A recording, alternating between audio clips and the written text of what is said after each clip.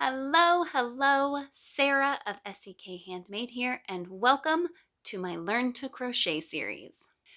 Today I'm going to share with you one way to tension your yarn. Let's go. Once you have worked your slip knot and put it on your hook, you need to do what is called tensioning your yarn. If you are a sewer, you know that when you work with your sewing machine tensions your thread so that all of your stitches stay nice and consistent. Since we have no machine in crocheting, you are going to be your tensioning, and you're going to do that with the opposite hand that you hold your hook in. I will say, generally speaking, you're going to do it with the opposite hand you hold your hook in. I have seen lots of people tension their yarn in lots of different ways, and tensioning your yarn is one of those personal preference things that whatever makes you feel comfortable and allows you to crochet evenly sized stitches. That is how you should tension your yarn. I'm going to show you one way today because when you don't have anything to go off of, it can be a little challenging to come up with your own method for tensioning yarn. But play around with this, and if you find a slight variation or something totally different that makes you most comfortable and gives you the most beautiful stitches, then that is absolutely what you should go with.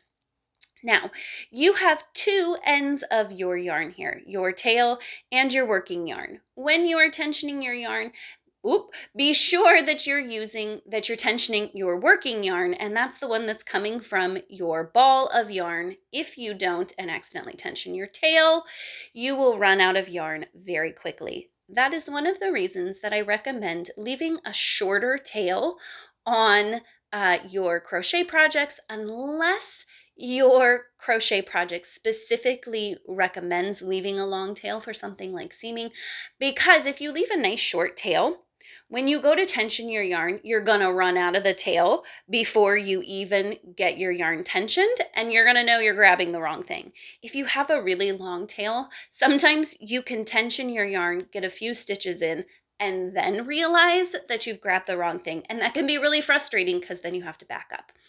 So make sure you have your working yarn. You could even grab your tail in your hand with your crochet hook so you don't accidentally grab it. So to tension your yarn, you're going to put your hand palm up, and you're going to wrap your working yarn around your pinky from bottom to top and then back towards the front.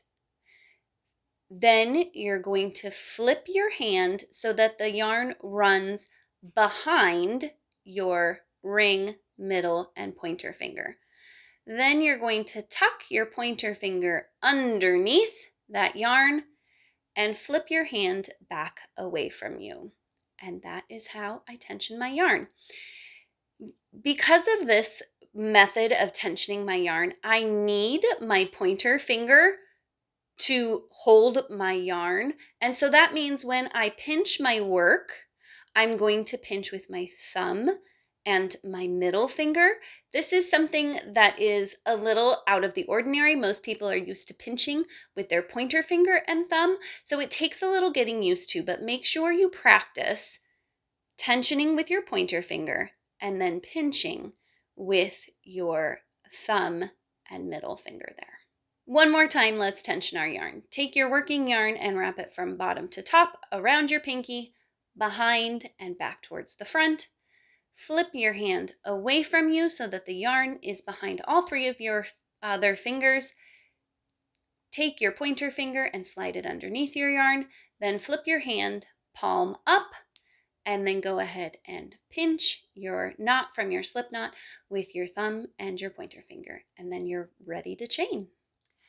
I hope you found this tutorial helpful. If you did, I would love it if you would like this video, subscribe to my channel, and turn on notifications. And then be sure to check out the rest of my Learn to Crochet playlist. There are lots of tutorials and tips there to help you work through all the beginning stages of learning to crochet.